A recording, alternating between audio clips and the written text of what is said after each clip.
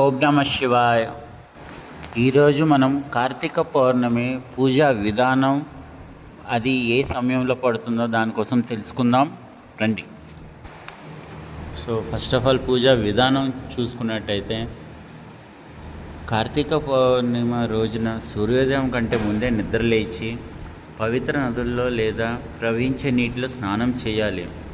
ఒకవేళ మీరు పవిత్ర నదిలో స్నానం చేయడానికి వీలు కాకపోతే ఏం ప్రాబ్లం లేదు. స్నానం చేసే నీటిలో గంగా జలాన్ని కొద్దిగా వేసుకొని స్నానం చేయొచ్చు.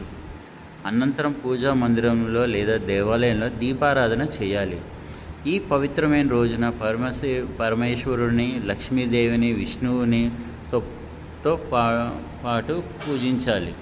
విష్ణువుకు నైవేద్యాలు సమర్పించి తులసిని కూడా చేర్చాలి.